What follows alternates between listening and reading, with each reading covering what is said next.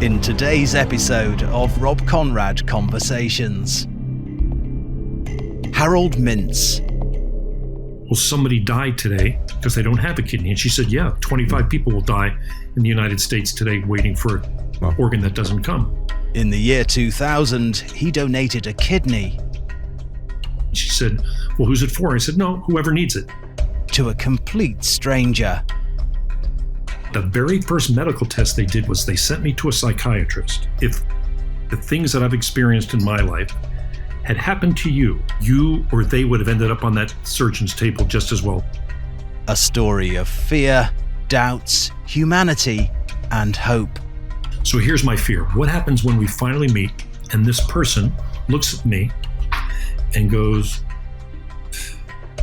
ooh, but I see this tiny lady standing in the middle of the room, black woman carrying a big bouquet of flowers, and everything fuzzed out. Join the conversation now. Welcome to Rob Konrad Conversations. Conversations with extraordinary people that motivate and inspire, learn, grow, and impact lives. Subscribe now and hit the bell icon for a new conversation every week. Here comes the sunshine and burns away clouds like they never were. Hey, welcome. This is Rob Konrad from Switzerland. And let's do a little thought experiment. Would you give your kidney to your wife or to your husband or to your child if they would need it? Probably most people would say yes. Now, would you give your kidney to your, let's say, brother-in-law or sister-in-law if she would need it? Probably also yes. Now let's continue this a little bit. Would you give your kidney to your best friends? Would you give your kidney to your neighbor? And finally, we're going to arrive at one question. Would you give your kidney to a complete stranger? And this is exactly what Harold Mintz did in the year 2000 after a change in legislation allowed this for the first time ever. And he gave away one of his kidneys to someone he didn't know. And why he did that and the thoughts that went through his mind, well, let's ask him. He's online today with me. And thank you very much for taking the time, Harold Mintz. Pleasure, Rob. How are you doing? I'm doing great. Although I have to say, you were the reason for some hefty discussions with my wife, actually, which can be summarized with the question, which might not sound nice, but the question my wife had was, who the hell gives away a kidney to someone he or she doesn't know? So that's a legit question your wife is asking. Who does that kind of thing?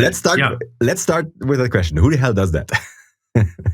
Well, I always try to respond to that by saying, nobody wakes up one day and says, hey, you know what I'm going to do today? I'm going to start giving out body parts to people I don't know. That's just not how it works. So what kind of person? Here's something else I can share. You know the end of the story. You know that I donated to someone I didn't know. Mm-hmm. But it's interesting in that I will tell you that if the things that I've experienced in my life had happened to you, or whoever might be listening, if it happened to them, mm-hmm. I say you or they would have ended up on that surgeon's table just as well, because it's not me. It was situational. It's what was built, the circumstances that led me to this decision are what led me to the decision, not what kind of a person. The real question is, what does somebody have to go through that would lead them to want to do this? All right. So what were the steps that you went through? Well, hindsight, being able to look over your shoulder at what happened yesterday is easy. So now I gave my kidney away in the year 2000. That's 19 years ago. But I can tell you, because it's in the past, I can tell you exactly the series of breadcrumbs that I followed mm-hmm. that led me there. And as far as I can tell, the very first breadcrumb that I saw was high school. I'm a 16-year-old kid, and I was walking down the hall, mm-hmm. and a cheerleader, a very pretty cheerleader, said, "Hey, come give blood with me today." Mm-hmm. She said, "And if you do, I'll give you one of the cupcakes I made last night." Mm-hmm. And that right there A pretty cheerleader offering me a baked good was what led me to donate blood for the first time, as a teenager. Now, flash forward to today. What I know today statistically is that if you go to the last 100 people who donated an organ to somebody, whether they did it as a living donor like I did, or if they sign their driver's license and say, take it, 85% of those people that have donated an organ are blood donors. It doesn't mean that if you give blood, you're going to give your organs away. But if you're an organ donor, there's a very high chance that you're also a blood donor. So knowing that, in high school with the cupcake and the cheerleader, it started me on a path that led me to where I head. So that's, in the 70s. That's a long time ago. Flash forward a few years, and the next breadcrumb that I remember was my father's passing. At the time, he wasn't an old guy. He was, I'm older now than he was when he passed. But he was probably sick for a long time. Cancer took him. It wasn't anything organ donation related. He had cancer. And by the time they found it, they realized that everything they tried to do to fix him just didn't work. And so he passed. So from the day he found out he was sick to the day he passed was probably about 6 weeks, 7 weeks maybe. Very short time. Yeah, it was just quick. Probably good for him, the patient who didn't have to suffer. But for my mom and my family, that kind of was out of the blue shock. So it's not unique. Listen, we probably all saw The Lion King, and there's a circle of life, and you live your life, and the idea is to love as many people and know as many people and laugh as much as you can, and eventually that circle it comes to a finish. But I want to make that circle as big and as filled with as fun stuff as I can. And so knowing that my dad passed at an early age, I quickly realized we probably all have tomorrow, but not all of us have tomorrow. And so I started making decisions in my life that were, at least I try to be conscious about it, that said, if the road splits and you've got to choose which way you're going, that way or that way, I try to choose the one that looks the most fun. Not easy. They're not always easy, but I look for where does that look joy? Does that look fun? Will that make us happy? Those tend to be the decisions. And that's based on dad passing. But this is going to come out odd, but I'm going to say, having donated that kidney at the time when it struck me, when the idea finally coalesced, I was being pulled towards it. It wasn't a light decision. You don't make these decisions lightly. And I've talked to others who have donated, and they've all said, kind of strangely enough, that it wasn't compulsion, but there was certainly something that I felt pulled towards this concept of trying to help. And there's other dominoes, there's other breadcrumbs in that trail, from meeting a couple whose daughter was ill, and they were asking for, our daughter's got got cancer, leukemia, and if you can find the right match for bone marrow, that oftentimes does a great job of helping the patient. So we met them. My wife and I tried to help a little bit. Here's our blood, see if we're a match. We weren't. And then I found out months later that she had passed away. And there was an article in the newspaper with the parents who we had met. And the parents, as sad as they were, one of the first things I remember reading in that newspaper article was they wanted to thank all the community members that had come forth and tried to help them, save their daughter. We couldn't help her, but because so many of you came out, eventually people will be saved because of that. And wow, you're a heartbroken parent, and one of your first responses and reactions is to thank others for trying to help. That one touched a little bit. That one I felt. Then there was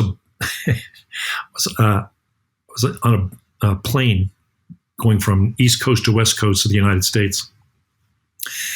And the movie that was playing, that I was watching, was about a high school football player who has a decision to make. He can continue to be the star of the team and play football, or he can give up the season and give one of his kidneys to save his grandmother's life. And so the story, the movie is, do I save grandma or win the championship? It wasn't a tremendous movie, and I quickly forgot about it, except when the credits are rolling. At the very end, the very last thing on the screen said, for more information about organ donation, call this number. And I wrote that phone number down in the book that I had been reading and truly forgot about it. It just disappeared. A few months later, I'm cleaning out my briefcase and I see that book and it opens up and I see the phone number. And, hi, I saw that. Can you send me information? I saw the movies. Can you send me information on organ donation? And boy, so quickly they sent me a big stack of brochures about organ donation, the vast majority of which was how to donate after you're dead, or if you want to give to your wife or your kid or something like that. And so I didn't find anything that was even closely related to giving to whoever needs it. And so I called them and they said, I said, thanks for the information. And they asked me, who's the kidney for? And I said, well, I'm not sure I want to do this, but I'm just asking questions. Are there people in our area that need kidneys? And they said, yeah, there's tons of people. And I said, will somebody die today because they don't have a kidney? And she said, yeah, 25 people will die in the United States today waiting for an organ that doesn't come. And I said, well, I'd like to help. I'd like to see if I can do that. And she said, well, who's it for? I said, no, whoever needs it. And she said, you can't do that. So what do you mean? She said, well, in the U.S., there's something called a waiting list. And the way the federal government maintains that list and the way they keep it structured and ordered, who's on the top of the list, who gets the next kidney, how sick you are, how old you are, how long you've been on the list, what organ or group of organs do you need. And so every second, basically, that list is constantly being resorted, reprioritized, so that the person however somebody came up with that priorities list, whoever needs it the most gets it. And she said, you're not using that list. You're saying just give it to the person in your neighborhood. In my case, I was in the Washington, D.C. area, because I said, give it to whoever needs it the most in Washington. And by doing that, it totally negates the protocol that the government has set up on how you allocate organs when they become available. She said, sorry, you can't do that, but it's kind of crazy. But she said, give us your name and phone number. And if anything ever gets, traction, if anything starts happening, we'll reach out to you. And in my head, I'm thinking, there's no way in hell anyone's ever going to call me back. I called a store looking for my size shirt. Yeah, we'll call you back. They never call back. So I didn't expect anything. But seriously, 2 years later, it's been a full 2 years and my phone rang. And they said, hey, is this the Harold Mintz who said he wanted to give his kidney away?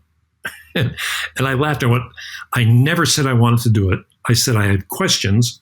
And they said, well, believe it or not, the very first community-based, neighborhood-based organ donation program that allows somebody to give to somebody who they don't know or they're not related to just got approved, and it happens to be in the Washington, D.C. area. If you want, you expressed interest before, please come in with questions. Cool. So I got a sheet of paper, and I literally started writing down questions. So let's say you're going to go into the doctor tomorrow. What do you want to know? What's on your list of questions that you're going to ask the doctor? I'm asking you, Rob. Well, they're going to cut you open tomorrow. What do you want to know? Probably, what are the risks? How will my recovery be? May I die on operation table? Yeah, all of those are on my list. Exactly. So let's go to the die question, because the doctors don't like that. Here's what I said. Sure. What are the chances I won't wake up from that surgery? And they said, well, it's probably the same number of people that won't wake up when you have any kind of surgery, whether it's gallbladder surgery or whatever. It's not the risk of the surgery; it's the risk of the anesthesia in many cases that sometimes affects people. So, but she said, to answer your question, 1 out of 3,000 people won't wake up from general anesthesia surgery. Okay. And my first reaction was, well, that's cool. On hindsight, what are the chances of winning the lottery? It's 1 out of a bazillion, but 1 out of 3,000, that's not nothing. It's not that small, actually. So if you think about it, it's about your life at the end of the day. Yeah. So I go in with that, just like the questions you said. What? How about? Well, are there eating or drinking restrictions? If I like fried chicken, can I continue to have fried chicken? If I want to have a glass of wine, can I have a glass of wine? And the answer was, you can do anything you want. Giving a kidney away. Here, make a fist, Rob. Make a fist. Doctors will tell you your kidney is about the size of one of your fists. Mm-hmm. And if you're like most people, you probably have got 2 of them, and they're located in your lower back. Mm-hmm. And if you have to and you take one away, this one gets a little bit bigger, but it absolutely does the work that the 2 did. You don't lose function. You're not unhealthy. It works perfect. It's almost a backup. It's like an extra. Okay. And you can eat fried food and your heart won't love you. And you can have a bottle of wine every night and your liver won't love you. But if you want to give a kidney away, no problem. It has absolutely no impact on that. Kidney doesn't care. Yeah. So I went through all these questions. And when I finished, I said to them, nothing you've said to me has freaked me out. Mm-hmm. I understand it. What's next? Mm-hmm. And they said, I thought it would have been, pee in a jar or, give some blood. But the very first medical test they did was they sent me to a psychiatrist. Okay. Because, of course, what kind of knucklehead wakes up in the morning and says, hey, let's find a stranger to give my kidney to? Yeah, that was actually one of the points of the discussion I had with my wife, because she said, look, I mean, it's great and it's absolutely honorable what he did, and it's fantastic. But is there something wrong with him? Is there something like from his previous life that he feels bad about, that he now has the urge to give away his kidneys? What is he trying to compensate? Basically, my wife said, like, he seems like a nice guy, but let me ask him. Let me ask him. What am I trying to compensate for? Well, look, your wife is right to ask those questions. I told you when we first met, mm-hmm. when I share my story and I hear myself telling the story, who does that? It's an odd, today at least, it's an odd thing for somebody to do. It's not normal. Mm-hmm. But there's more people today that are raising their hand and doing this mm-hmm. than there have ever been before. Mm-hmm. And I think it's partly awareness. One of the reasons I'm happy to chat with you is that you and I have no idea if there's somebody who will see this, and seeing it becomes one of their breadcrumbs on their trail to wherever they're headed. Mm-hmm. It's not where I headed. It's wherever the hell they're headed. But if you ask me about this, I'm tingling as I tell you that. Mm-hmm. I'm happy to share this story I wear this. Green is organ donations color. Okay. For one main reason is I hope somebody sits next to me on a plane and goes, green, what is that? You don't like cilantro? What is that? Huh? No, that's actually organ donation. And it invites me to tell them an odd story. Do you know how many Uber drivers I've shared my story with? Mm-hmm. Sometimes, let's jump to the end of the story. I know where my kidney is. I didn't lose it. It's on 3,000 miles away in Washington, D.C. I'm in Los Angeles, uh-huh. and my kidney is currently in Washington, D.C. That's kind of odd, isn't it? Right there. That's kind of odd. But there's I forgot what I was going to tell you. Where was I in that story? No, it's yeah. You will jump to the end of the story after you said if you can touch other people. You can touch other people. Yeah. It's in a tiny little Ethiopian woman, and because of that, my wife and I are now, and my child, we're heavily into Ethiopian food. It's one of the great benefits of when you give somebody a piece of your body, you think they're going to absorb parts of your personality or something. I think we absorb part of hers. We talked about this when we had our first conversation. The person who's taking care of your kidney, as you always like to say, which is a nice way of putting it. She seems to be a great person. I mean, she's a loving wife, a loving mother, and generally nice person. One of the things when I was like doing the experiment in my head was like, what if I would give away my kidney? And instead of this nice Ethiopian lady who's suffered for a while with dialysis and stuff, what if I would give my kidney away and then it ends up in someone who's beating his wife and drinking too much and doing reckless stuff and just dying 2 years later. Okay, so let's talk about that. Let's say you did that, and that's the person who got your kidney was exactly like you just described. How would you feel? I would feel pretty bad. I would say, that was my kidney. Why didn't you take care of my kidney? Well, are they not taking care of it, or are they just an asshole? Yeah. Mm-hmm. Take care of it. If they don't, I let go of that. But as far as them not being the person that I want them to be, that's a pretty lofty thing to try to judge. Now, there's probably some obvious people that we could point out to, whether they're historical figures or current presidents of certain countries that you don't care for. But as I've said, if you give your kidney to the asshole, maybe they won't be as much of an asshole the day after you give it to them. It's not my job to try to control what other people do or don't do. I know I have my preferences. I'd like them to be nice. But I got control of this, not them. And so, look, if you'd have told me beforehand, hey, some asshole's going to get your kidney, do you want to do it? I might have said no. I'm not that nice of a guy.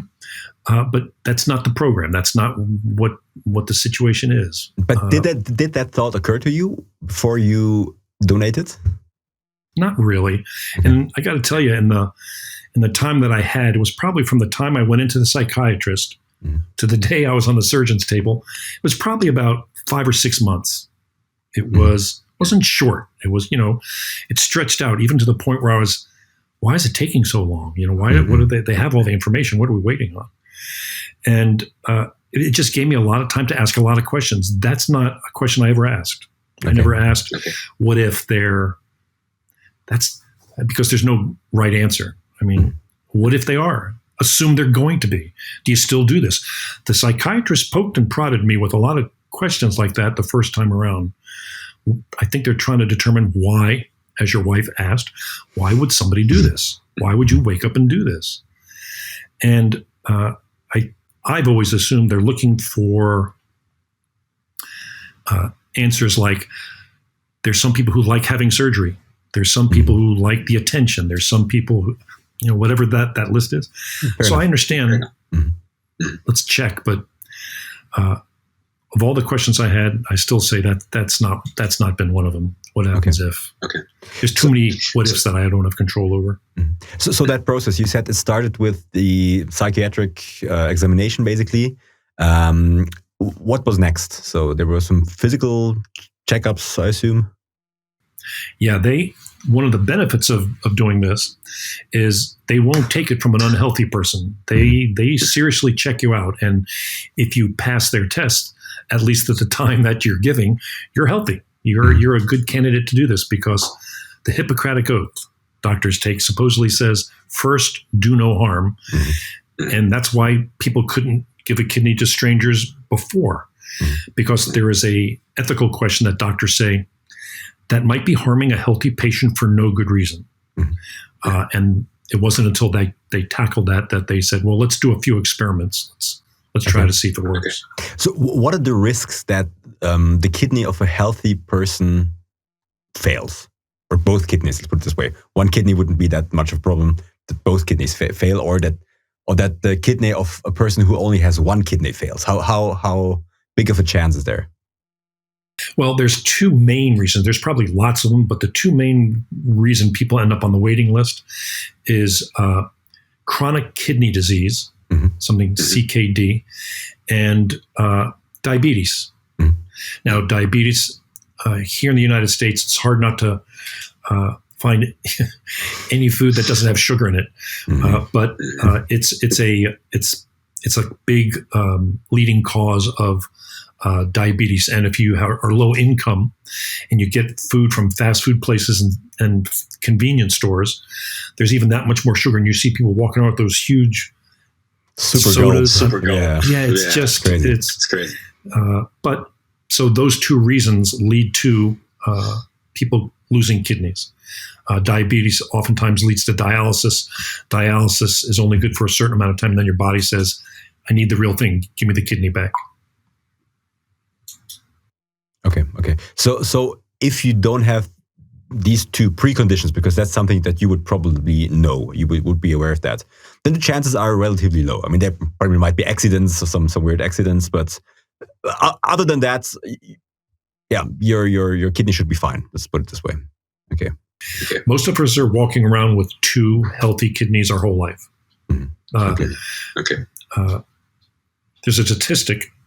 I did a quick check for Switzerland. Yep. I did too. Right now, 1,500 people are waiting for an organ in Switzerland, and about 2 people die every week waiting for an organ. Now, 2 people a week in Switzerland. U.S. is much bigger, 25 a day. And one of the frustrating things for me is doctors know exactly what to do to fix these people. It's not like there's a cancer that they don't know how to fix yet. They're working on it and they're trying to fix it. The doctors know exactly what to do to fix these people that need kidneys. They say, okay, Rob, you're an O positive blood type. And they go to the shelf and they look for the O positive matched kidney. And they come back and say, sorry, we're out of those today. Come back tomorrow. And you go, yeah, I don't have tomorrow. I need it now. 25 times a day. They can fix it, but there are just not enough parts on the shelf. So people are dying from a shortage of parts. And as we know, most people die with 2 intact kidneys. At least here in the States, most people don't donate after they're done with them. So there's a gap there. I think in 15 years from now, that fast, in 15 years from today, doctors will be growing kidneys in petri dishes, or 3D printers with biomaterial is going to, here's your kidney, and doing things like I did is going to be, you did what? Why don't we just go to 7-Eleven and buy a kidney? It's going to change. It's hard not to see the science just catching up. But today, lots of people are dying in both our countries from something they know exactly what to do to fix. Yeah. So let's go back to process and how you ended up on the operation table. So as the days were counting down, what did you feel? Well, when they told me I passed all the tests, up until that point, I remember I kept telling my wife, there's no way I'm going to pass all these tests, because we knew there were people, in line in front of me trying to get through this new program. And 10 people had tried to get through and were kicked out for one reason or another. They found something in the scans. You answered a question wrong, whatever they'd found out. All 10 were knocked out. I'm looking, there's no way I'm getting through. Well, so once they approved us and said, congratulations, you're the first, we sat down and said, okay, any last questions, any last concerns? And you can come in and ask. No, we're good. There was a 6-week window between when we said that and when I gave. And so there was a lot of time for me to think about both questioning the decision, who would get it? Do I want to meet them afterwards? Will my life change? How long is it? How bad is it going to hurt? I mean, you go through a standard list. But it was a growing, I'm going to use the word excitement, although that sounds bad. I was excited about the result of what the results would bring of the surgery. And I was thinking positive. I wasn't thinking asshole's going to get my kidney.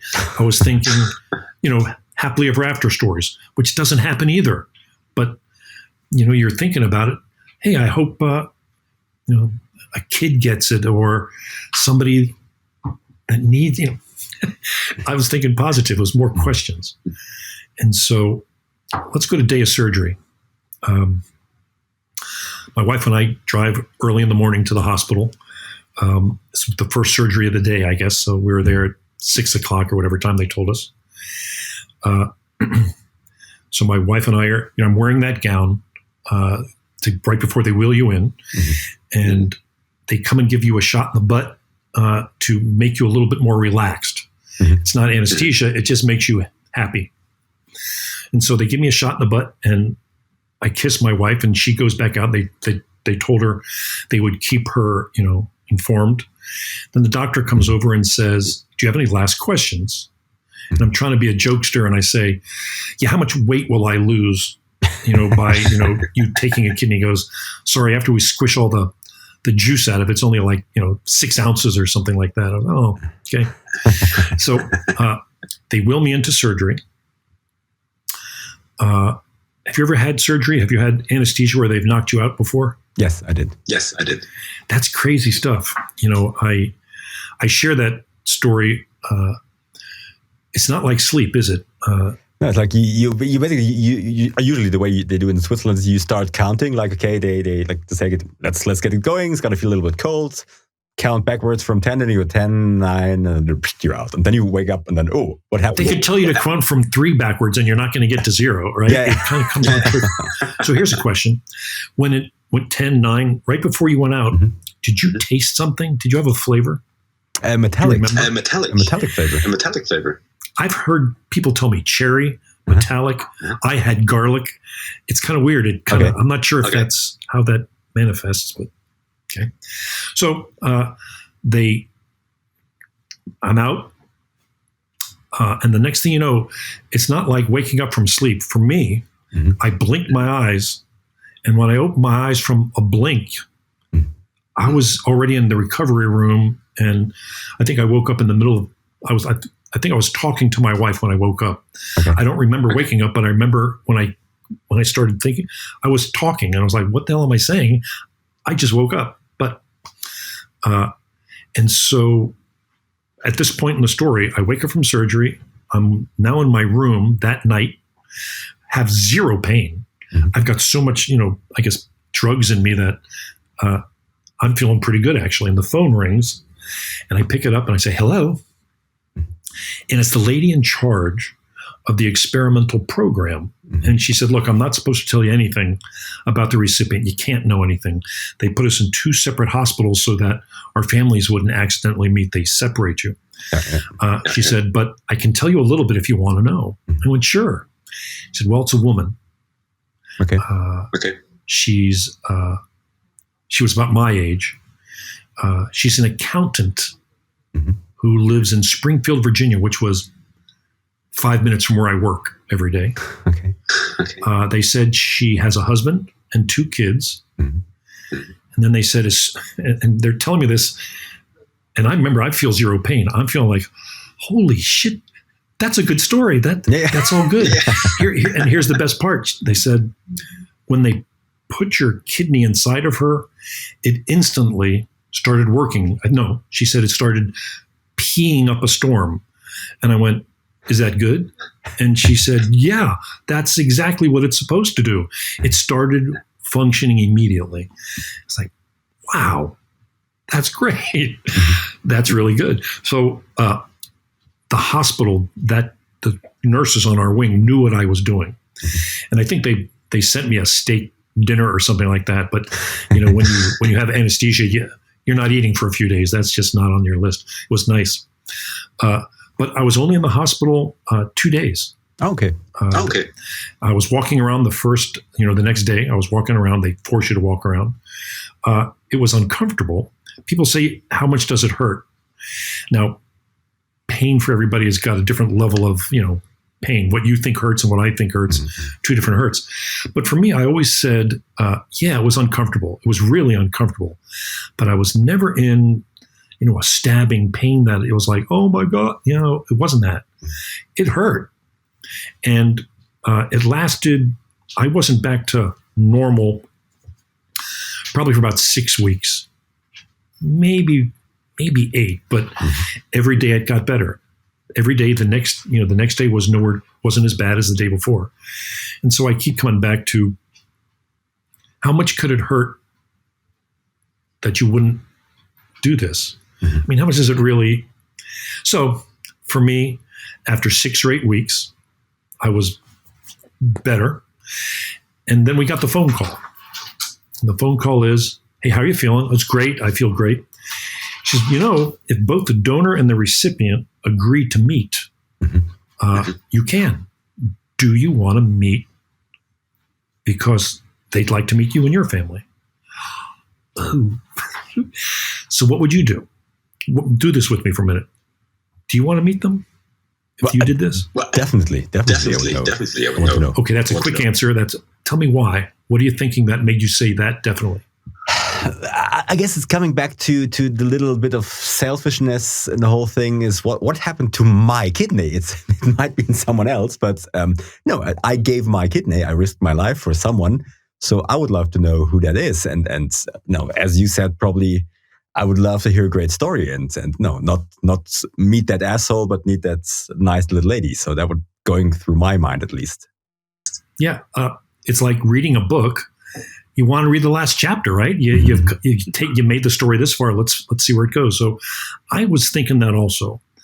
But when the rubber hit the road and they asked me, I responded no. I said, I'm gonna take a pass. And they were great. They said, we understand your decision and we'll pass it along. Why did you say no?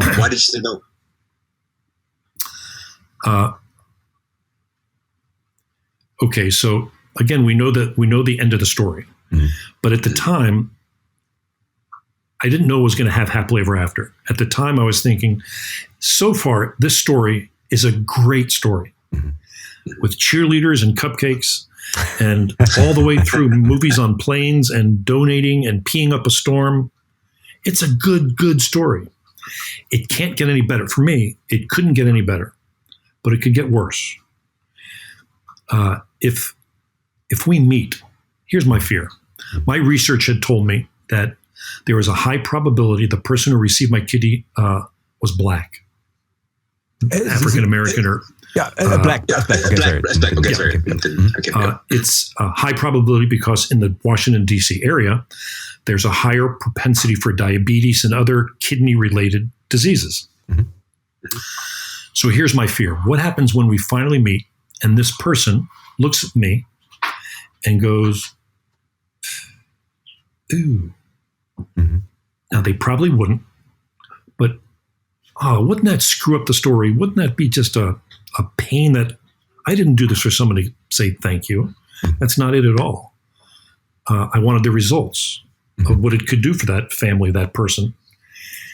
And so I said no, because I'd rather not know what's behind the curtain than find something that's not good behind the curtain. But as I said, they respected the decision. And a few days later, they reached back out to me and they said, we just want to pass along a message. We told the recipient what you said, and they have a message for you. They said they don't want anything. They just want to meet your family and say thank you. So I spoke with my wife and we quickly said, yeah, okay, let's do it. So 3 months exactly to the day after surgery, they held I'll call it a press conference. It was in the office. It was in the conference room of the people that put this thing together.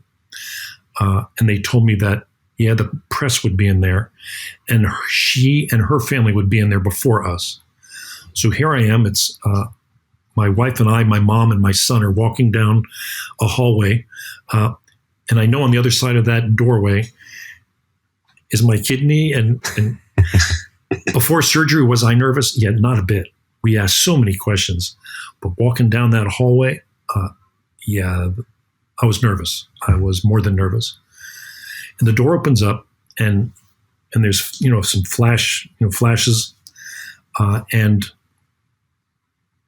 everything fuzzed out. I don't see any of those people that are standing there. There's doctors, but I see this tiny lady standing in the middle of the room, black woman carrying a a big bouquet of flowers. Mhm. So I know that's got to be her. The second thing I noticed is I'm 6'5". I'm very tall. Okay, that's big. Probably 195 or something, I would say. So, yeah. Mm-hmm. Yeah. Mm-hmm. She's tiny. And it's just how things work, right? Tall, short. She's probably the most serious Christian I've ever met. Mm-hmm. I question the big G's existence. Mm-hmm. I talk loudly. She kind of whispers. She's, doesn't speak unless there's a reason for it. I'm happy to talk all the time, no problem.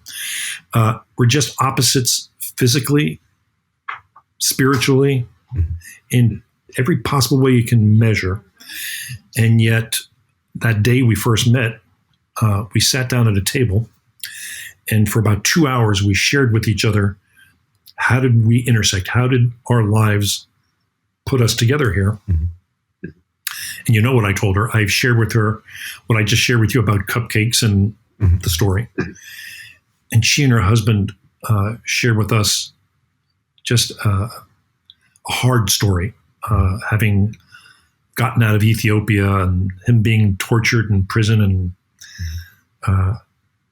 sickness, death approaching. Out of the blue, we find a kid. I have nothing but positive perspective on my story. She lived hell for 12 years, 50 surgeries. I mean, bad things. But as soon as they got the kidney, 3 months before, they said the day she got the kidney, everything changed. Her health rebounded instantly. And so you look at these two, as different as they can possibly be, people that our families have been thrown together as we're now family. We're not two different families. We are connected in obvious ways. It's a good. People hear the story. Somebody who might watch our conversation, they're going to have the wrong impression of me. They're going to think, "What a nice guy." And yeah, of course, I'm nice, and that was a good thing. But people hear the story, and it's nobody's that nice. Nobody's that person. That's my favorite part of the story. I tell people is that I'm normal, just like you, and we do good things, we do some bad things. We're normal people, and it's not some special guy did this. It's a normal person did this. I encourage people to ask questions. It's dangerous because you're going to get answers that might not freak you out, but I've got a folder on my desk of people that I've met who have reached out to me and shared with me that I'm one of the breadcrumbs that led them to donate to someone they know, someone they didn't know, a friend. It come in all shapes, and at the time in my life, as those little breadcrumbs are picked up and put in my pocket, you don't know it's a big deal. You don't know it's a milestone of some sort. It's these things. It's these tiny things, but enough to tip the scale. Yeah. When you first talked, you mentioned that there were a couple of crazy coincidences between two of you. So, first coincidence, when they told me she lived in Springfield, okay, as I said, I worked in Springfield, so that was 10, could have been there. Then I said, "Where do you work?" And she told me where she worked. It's across the highway, directly across the highway from where I am. I can see her building from my building. Now, Washington is not a small place. Now, here's the good one. 17 years before surgery, I don't even know what a kidney does at that point. I'm not thinking kidneys. I'm not thinking donation. 17 years before that, I lived in an apartment building in Alexandria, Virginia, with a high school friend. It's a 17-story building, actually. And we discovered, when I met Gannett, that's the lady's name who has my kidney, when we met, we discovered we didn't live in the same city. We didn't live on the same street. We lived in the same apartment building as each other. Crazy. At the same time as each other. Crazy. Even now, when I tell you that, I tingle going. So you were neighbors. It's quite possible. I lived there for 2 years. Mhm. It's quite possible that we were in the elevator together. I mean, how does that happen? That is crazy. And That is crazy. I tell most of my friends, wow, that's a coincidence. And a lot of my friends look at me and go, that's not a coincidence. That's, a bigger hand at play. And I go, yeah, I don't think so.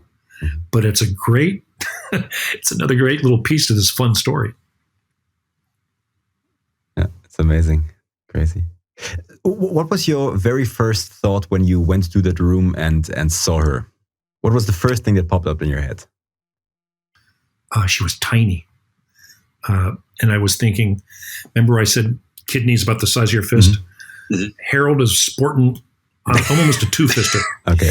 And my first thought was, how did the doctors cram my two-fister inside that tiny lady? And this is kind of cool. So when you give someone your kidney, I think that gives you the right to ask anything you want. So I said, can I see where your back, where the kidney? And so she turns to the side, and here, this is what our back's supposed to. She's got.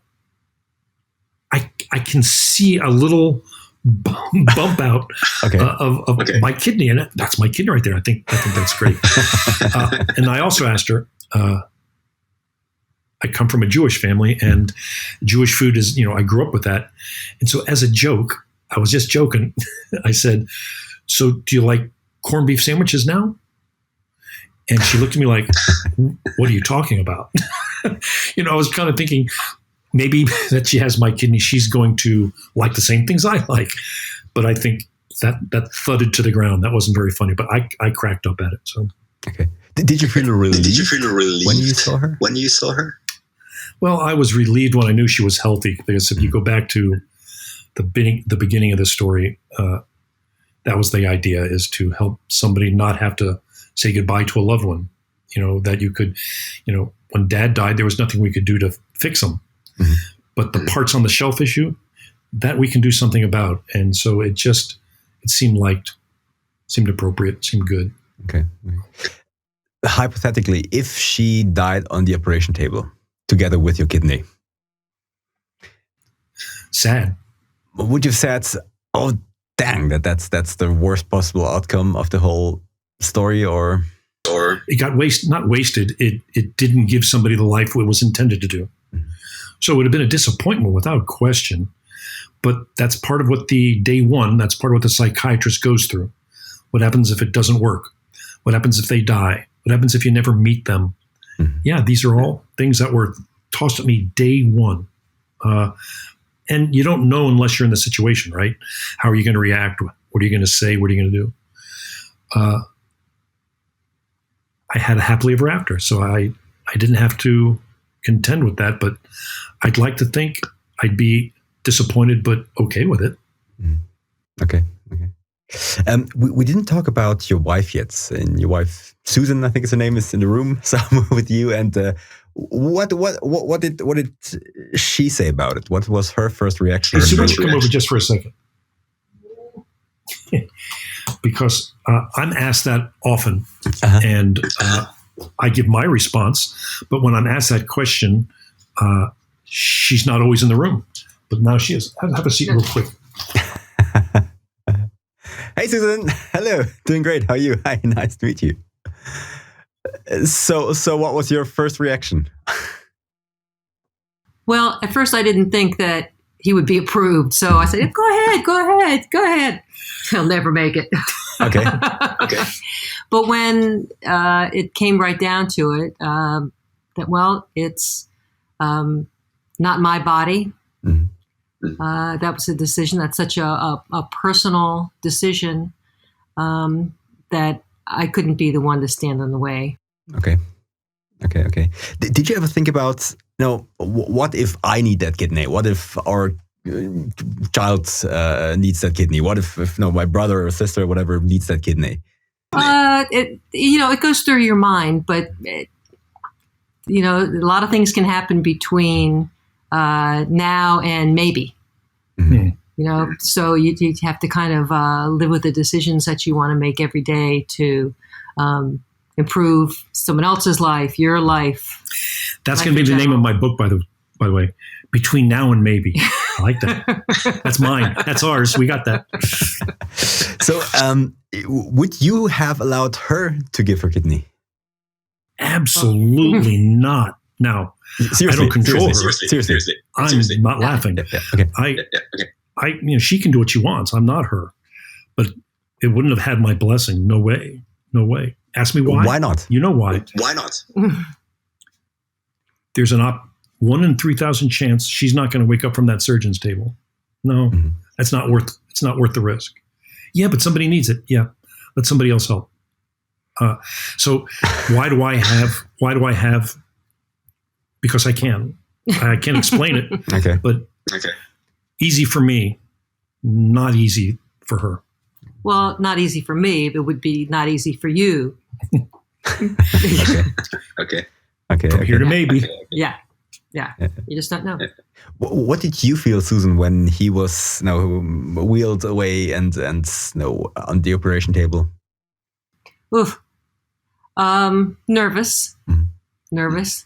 But we had spoken to the doctors and gotten all the information, and the doctor had done that particular operation, many, many times. So you just kind of have to, we were the best hospital in the city, in Georgetown University Hospital. So you have to, hope and pray for the best, and hope that they know what they're doing. But going with statistics also. Yeah. Well, but not so much that 1 in 3,000, but the, with the doctor's statistics. Yeah, I mean that's would have been a massive concern for myself. I mean, 1 in 3,000 is yes, it's way more likely that everything goes well and not wrong, but still there's not. I kind of question that statistic. I'd have to see. I'd want to see what all the parameters, and who was included in that. Why were they going into surgery? If you're going into surgery, generally speaking, it's for a reason other than that you're healthy and giving, as opposed. I'd have to see that statistic on healthy people going in to give a kidney or bone marrow or part of their liver or something like that to see a little closer. And they didn't have a whole lot of those statistics at the time. True. Okay. Yeah. Wow. And so what do you think now about your husband? Do you feel he's a hero? Because I know that I know. Yes. Yeah. Which is great. It's interesting that so many other people have donated because of the story that they've heard or seen or read about. And there's just how many 10, 20 people that he knows of that have given directly because of the story. So it is the domino, and it is a good thing when you know that it's having that impact on people, that maybe if they can't give themselves to someone else, it makes it normal. It makes it not outside of it makes it not crazy. No.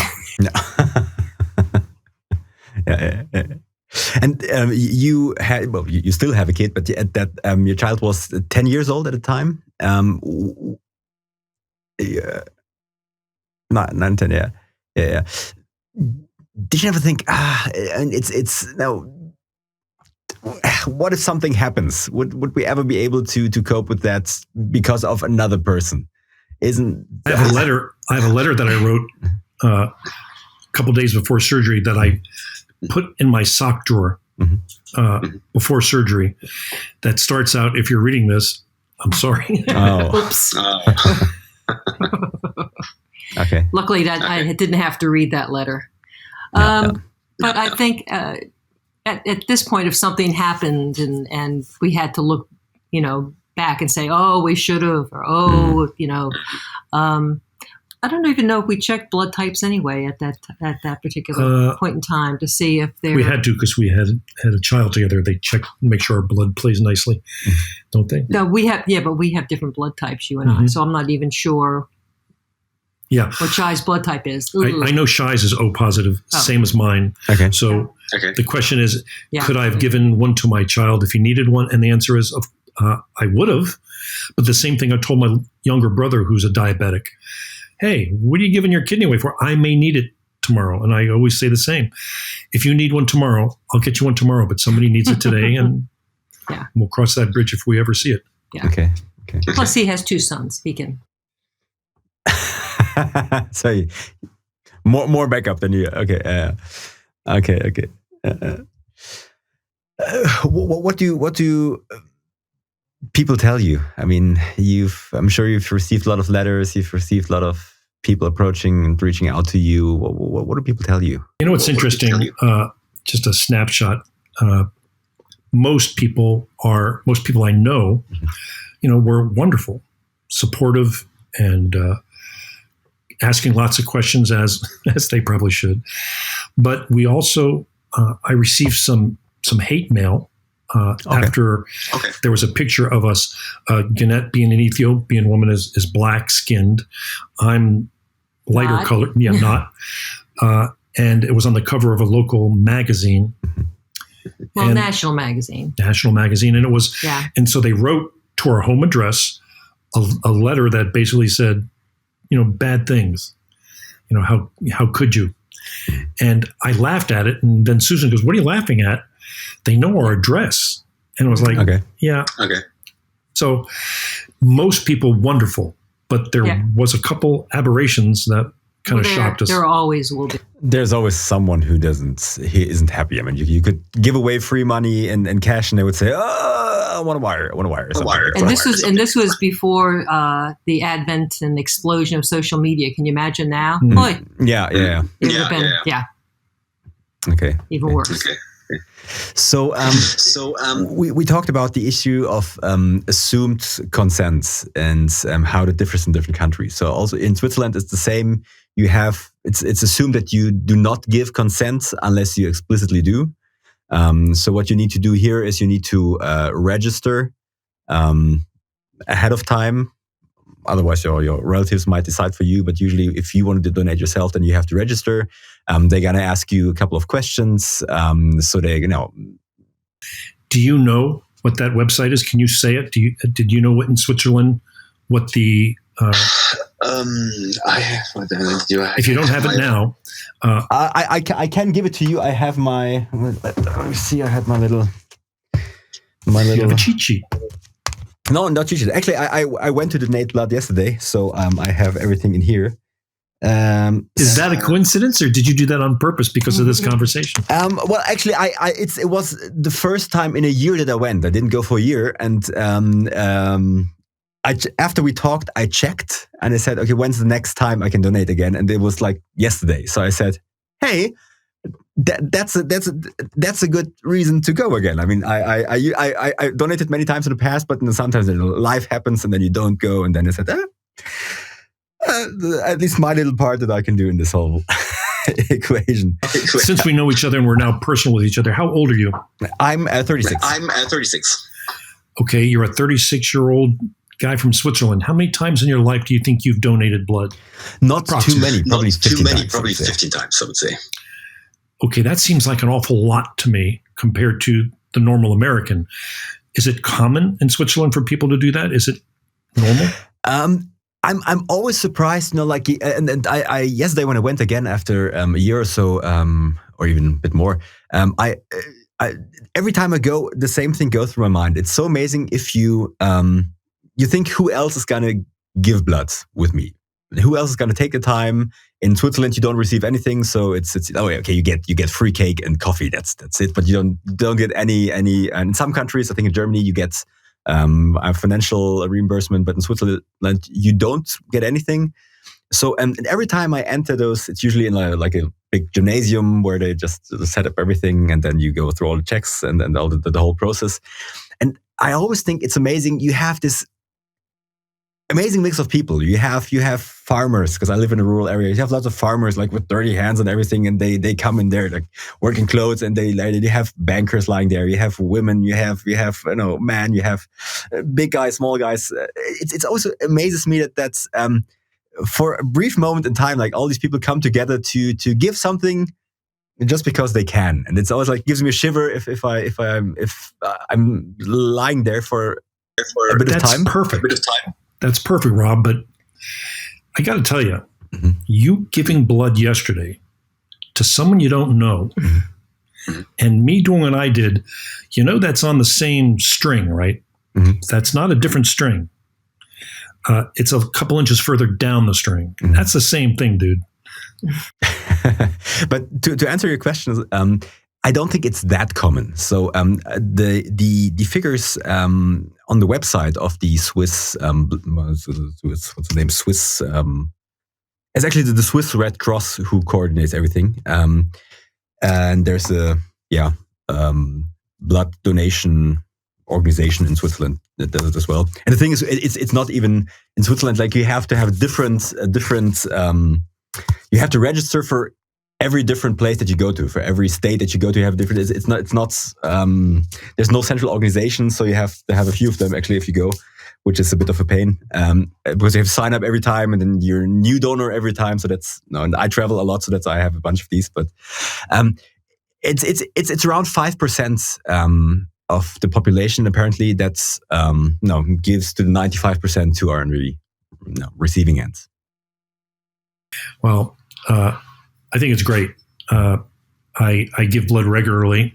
It gives me the same. Someone needs it. I won't know them, but I know someone's using it. They don't go to waste.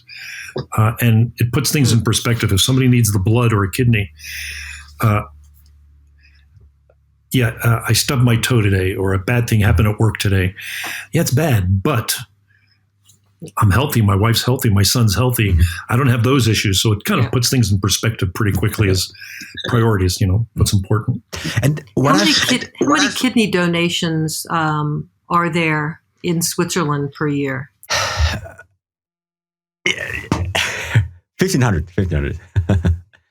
No, I think 1,500 donors are waiting for someone at any point. I think that's what recipients. And I think there are 500 donors because what I read is that 1,000 people are waiting without having any donor at any time. Do you have matching? Or if I give to you and you give to her and he gives, and you have those kinds of chains there as well for people that? Not that I'm aware of. Not that I'm aware of, to be honest. I would need to look into that. That's the way that it has gone in the United States now. More people are raising their hands to give, maybe not to someone that they don't know, but to someone that they do know, and they're not a match. And so either hospitals or other organizations will do that matching and those chains of giving. Okay, but so okay. But how does it work? Because you said there's this waiting list basically that has some criteria and gets shuffled around. So if there's this waiting list, which is like the ultimate authority, and let's say we are friends or we are family, and I know you need a kidney, then me giving you that kidney would basically make us jump the waiting list. Is that allowed or? You getting, since we know each other, that's called a direct donation. Okay. That's not in the same category as, usually they come from deceased, people who sign their driver's license.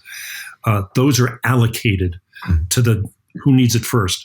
But if you work with somebody, you want to give to your wife, you want to give to your next door neighbor, direct donations. That's fine. Okay. Yeah. I would need to look into that, how it works here. But we don't have enough, and it's same with blood donations. We don't in summertime. Not right now. No, it's the winter season, skiing season. There are a lot of accidents as well. So they actually just had a newspaper article published saying that they need more blood donation at the moment because they're running out of it's holiday season. People are going away. So the regular donors are not covering enough. So and in the summer it's the same. They have a lack of blood basically, and it's what I found. It's surprisingly difficult to get people to donate. So at the places that I worked with, I worked with some larger corporations at some point in time, and they sometimes do these blood runs, in the office. And even if you go, hey, look, guys, it's like half an hour and it's nothing bad. It's just a little, you get pricked and that's it. It's hard to get people to do it because now people would come up with all kinds of excuses like, no, I've never did it before and then I don't feel like it. And I have it. Go to the reason for all those excuses. What's the reason for those excuses? It's because there's a fear. Fear, whether it's a fear of the needle or it's blood makes a lot of people feel, queasy. I understand why they say no. If you got your ear pierced and you've never tried to give blood, try it once. If you don't like it, don't do it again. But I always encourage people to try it at least once because, it's not like it feels great, but it doesn't really hurt that much. It's a tiny thing. But try once. Do it, great. Don't want to do it again, don't do it again. That's a good place. Yeah. Connection was interrupted for a second there. Yeah. Thank you, Susan. Thanks for sharing. And it's difficult. Now I can understand people. I kind of see why people don't go, and I myself, even though I tried to go, like I said, now I didn't go for quite a while now, and I could have gone. And sometimes you cannot go for reasons that are valid, like you have a cold or something, which excludes you, or you're on medicine, or have whatever. There's some in Switzerland they're quite strict in terms of what makes you not. Yes, exactly. Yeah, if you went to Africa in the past 6 months, if you lived in the UK for more than half a year in the past, like before 86 or something like that, if you're in Switzerland, if you are gay, for example, it's one reason that you're not allowed to. Which there was a big discussion about this, and there was a big pushback, rightfully so, because people are saying, hey, just because I'm gay, I live in a stable relationship, and I haven't changed my sexual partner in 20 years. Why should I not be able to donate blood? So there was a bit of discussion here, but sometimes just things happen, but it's not as easy. So I can only imagine that being a live donor is so much more. It's not so much more. It's kind of the same thing. It's a little bit more of a risk numbers wise. But the rationale behind it is same thing. Here's a medical thing I can do to help somebody else, and I'll never see the result. I love that. Mm-hmm. It's in the same club. Kidneys are. I've always said you don't have to do being a living donor. Mm-hmm. That's great if you know somebody, but the group of people that have donated to people that they don't know, that's still odd. It's still different. But if everybody, like a lot of places in Europe, did that presumed consent, where if everybody signed their driver's license here in the United States, there wouldn't anybody be waiting on the list. There'd be plenty of deceased donor, organs. That'd be great. Yeah, and I think they should change it, but then again, it's not easy to change the law for that. And people tried here in Switzerland as well. They failed doing it, unfortunately, as far as I know. So they tried collecting signatures for it and did not reach enough. I think in Switzerland you need 100,000 signatures, and last time I checked, they didn't have enough. So it's a shame. It wouldn't take much, and it would change a lot for a lot of people. That's the point. Well, if somebody needs a kidney here, there's a limited number of ways. If you or I or our loved ones needed one, what do you do? What do you do that works? So social media helps a little bit. And then there's old school ways. Actually, people write, it happens a lot here. They'll write on the windows of their car, wife needs kidney, O positive, and a phone number. And those kinds of things, if you see it, you might call. If you don't share your story, if the people don't know it, how can they call? How can they help?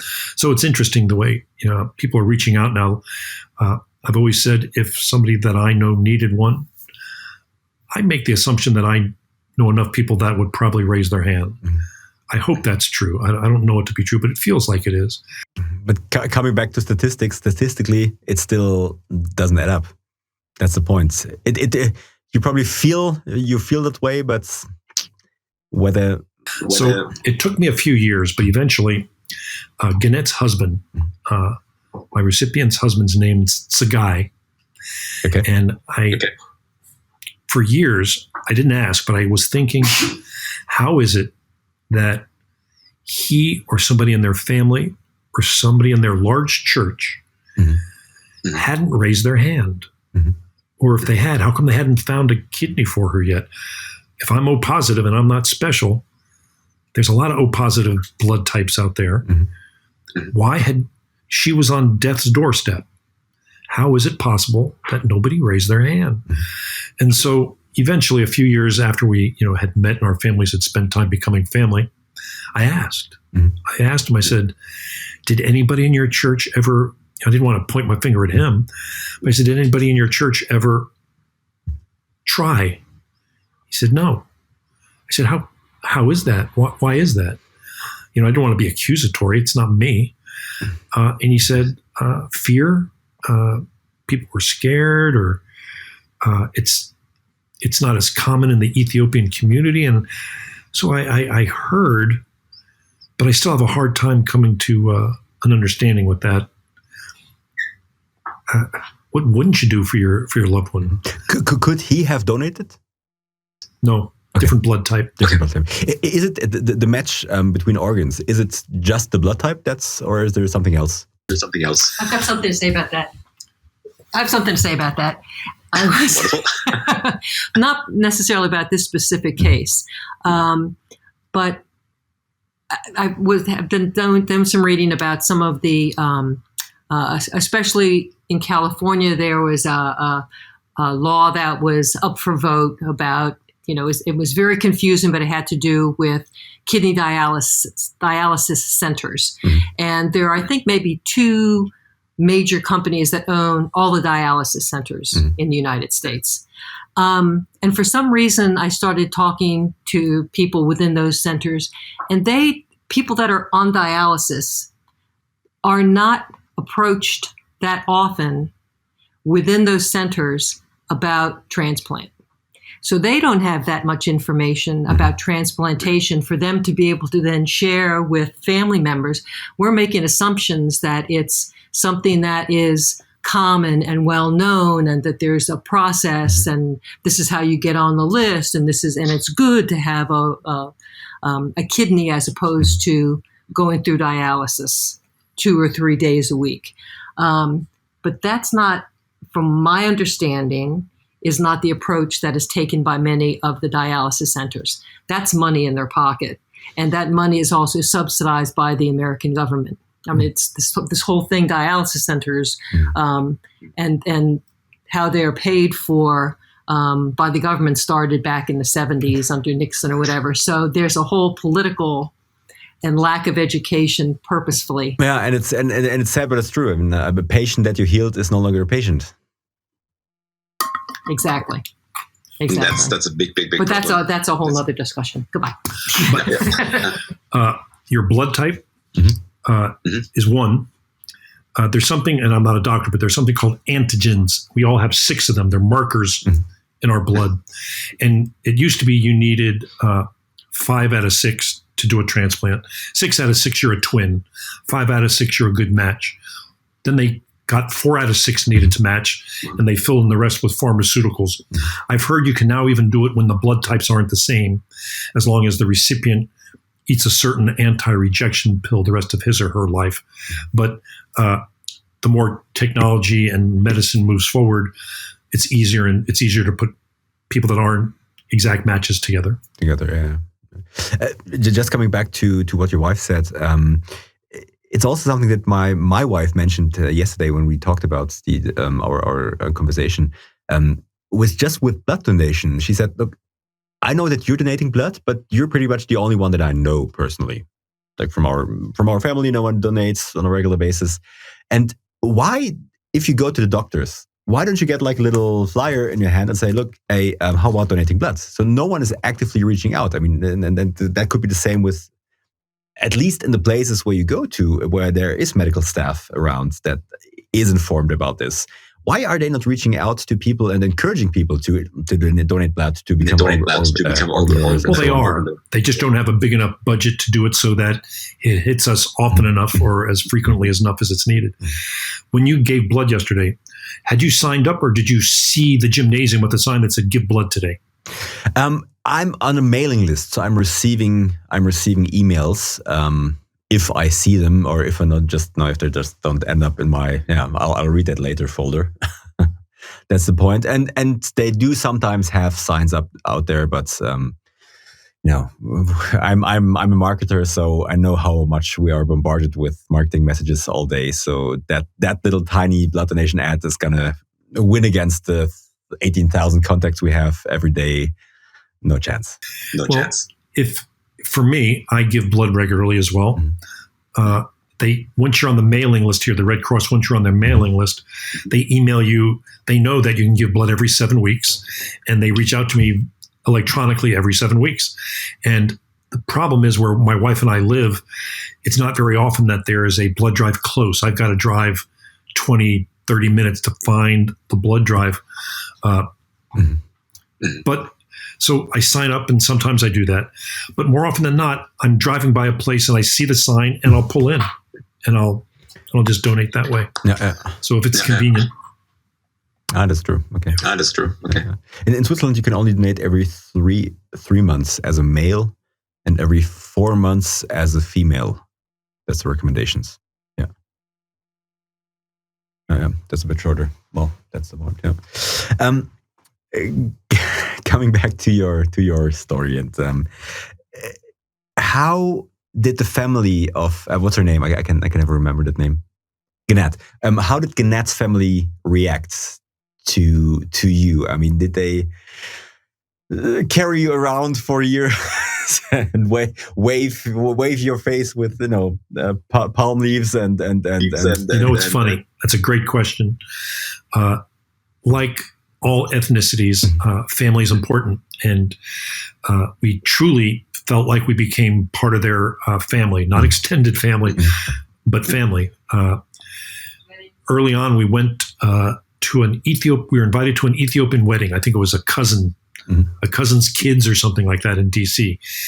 And we discovered a number of things that weekend. Number one, the wedding invitation says 2:00. So my wife and I, what would you do? We show up at 1:30, 1:45, and we get there, and the church is empty.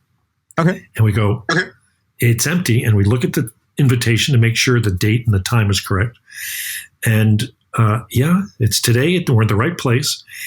And at 2:00, a couple of people walked in. We went, it's an Ethiopian church. So first of all, we were the only Caucasians within around. And we said, is there a wedding today? And they went, yes.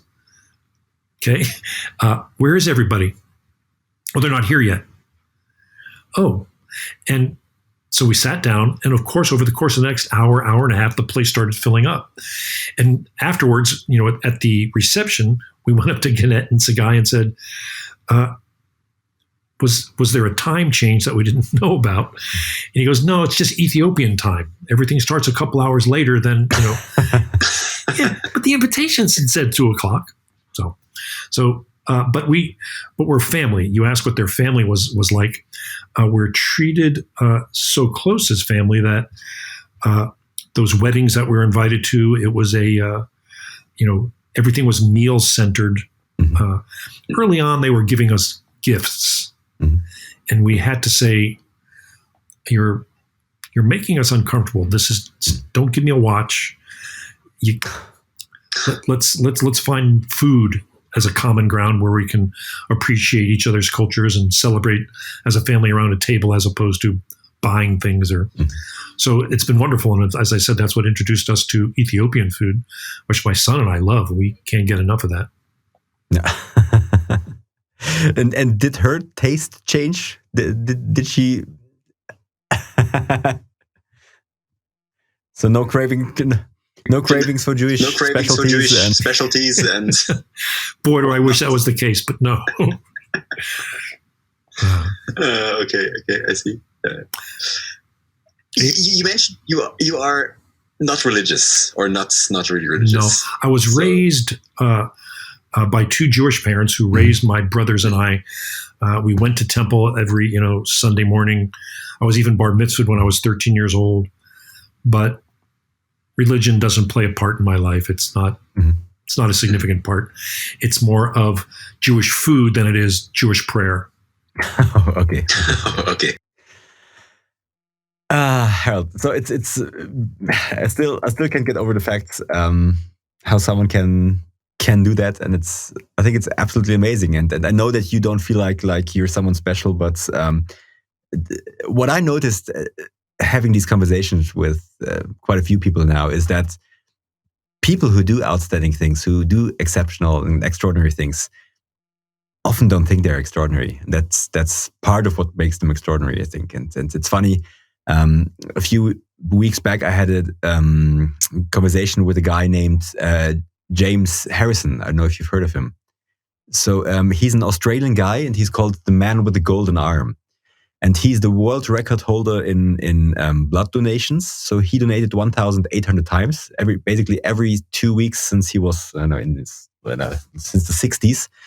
And what the crazy thing about the whole thing is he has a very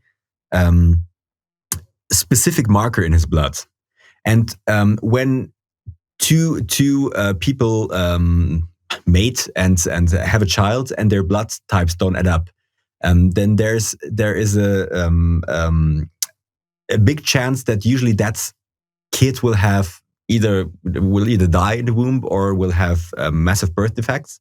And up until the 60s, there was nothing to do about it. And then they discovered there is this one I don't know the technical term for it, the factor that you can give a little bit of that antibody basically, and then the kid will develop basically the immune system will adapt to it, and then it's fine.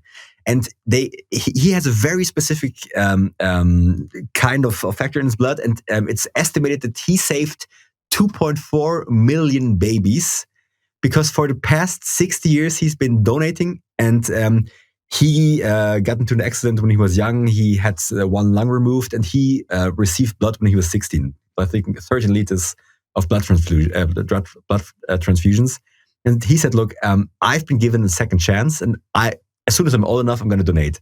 And he has been donating ever since. He had to stop a couple of years back because in Australia, when you get to, I think, 81 it was, you have to stop for health reasons, so he cannot do it. But he would have done it forever. And it's amazing that someone, and I also asked him, look, did you ever think, I have enough of that? Or did you ever think of stopping? Or do you consider yourself to be extraordinary? Because you saved, like, literally in every Australian child with that didn't have that antibody. Since the 60s, in every Australian child is a little bit of James Harrison. And his blood has been in every single dose of medicine they've given to hundreds of thousands of mothers, and he said, no, it's of course I have to do it. Why would I not do it? I mean, it's the same like you saved life, and you could have just said, I'd rather go to a football game tonight. Yeah. I think that's almost full circle in the conversation. One of the first things we spoke about was, why would somebody do this? Mm-hmm. Why would somebody? Are they compensating for something? Is it And just the quick recap is those things that happened in my life that led me to that table were insignificant that ended up being extremely significant. The big one was my father passing at an early age. But every single one of those little stories, I always say, we all see them every day. You just got to notice them. Mm-hmm. And the story, our particular story, is great because she's healthy today. As of now, it's been about 19 years. Mm-hmm. We celebrated 19 years last month on the anniversary. And she's healthy and she's good, and I'm healthy and I'm good. That's great. It's a really good story. So I figured I share it, and I more than appreciate you reaching out and asking me to share it with you, because somebody who's listening, they're picking up a breadcrumb. That's good. Then you never know. And someone else I've been talking to a few weeks back put it in a very nice way. Like that, you at every point in your life, basically, you can make two decisions, and often these decisions are just a tiny little bit, like they're very close to each other, but along the way, the change gets bigger, and you never know that little decision that you make today will, at some point in the far, far, far away future, have drastic impact. And then I think that's what it's all about, and I think that's also what this is all about. And hopefully, someone who's watching this will say, "Hey, let's donate some blood. Let's put myself on the organ donors list and save somebody in the future." And then I think that's definitely worthwhile. Hey, listen, if any of the people that are watching are curious to meet Gannett, there's a 15-minute documentary that we could send people to that they can watch for free. It's called, or go to www.heraldskidney.com, and you can just click on watch the film. And when it says, if you want to be a donor, they're not asking for your money. They're asking if you want information about organ donation. So feel free to click. Yeah. Definitely, and it's very interesting. It's very fascinating. It's summarizes the whole thing in a very short amount of time, but it's really nice, and you get to see all the pictures that you talked about when you first met, and you younger with a little bit less of a mustache, but yeah. I have to ask about the mustache. Is that something you're getting a lot of questions about? My mustache is older than you. My mustache celebrated its 42nd birthday last summer. So it's been there a long time. I'll show you something that I don't show a lot of people. Look, I believe. Fantastic. I think I've asked all the questions. I'm sure there are many more questions I could ask, but I think you're an amazing person, and I know you don't think the same way, but you saved a life, and you've influenced a lot of people. So I want to leave it with that. And there's just two questions that I'm always asking anyone at the end of any conversation, and the first question is: this is a series of interviews with extraordinary people who make a change in this world and to inspire others and to motivate others to do great things. Who do you consider to be someone extraordinary? That's a long list. Shoot. Shoot.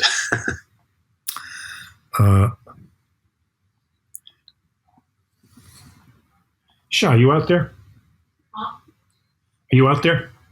What do you mean, am I out there? Yeah, I just want to make sure. My son. Mm-hmm. It's easy to be impressed. I see him every day. My son started out this life as my daughter, and has transitioned into my son. And it's hard not to watch the ability at which he walks through life with that, with the passion that he carries around every day. That's tremendous. So that's one that's in front of me every day that I don't take for granted. But it's a long list. There's a lot of people that influence me all the time. Wonderful. And my last question is, and I want to close this conversation with your answer. What's your message to anyone who's watching or who's listening to this? Pay attention. Everybody's got those breadcrumbs in front of them all the time, but you don't see them if you don't notice them. So just pay attention. Go through life looking for it. Look for the fun breadcrumbs, pick them up and put them in your pocket. It's about as much as I can give you. I thank you so much for your time.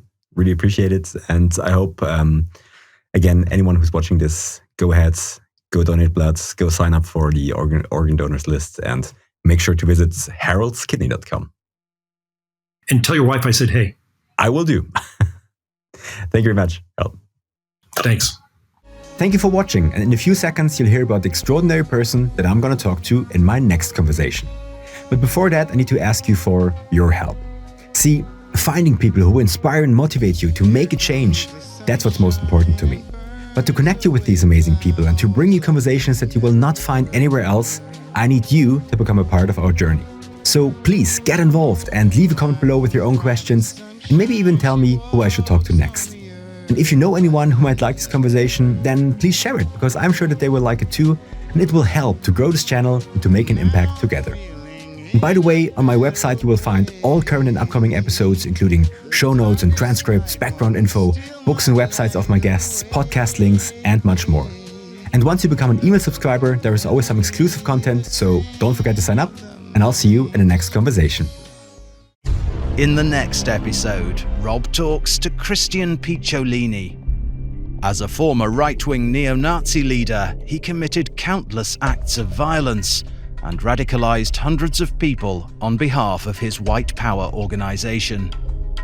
But unexpected encounters with some of the people he hated so much led him to a change of heart.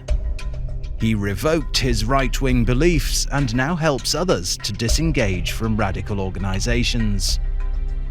Rob and Christian talk about living with death threats, how people get radicalized and why everyone is at risk, the shocking ways in which radical groups recruit people, and much more. Join the conversation now.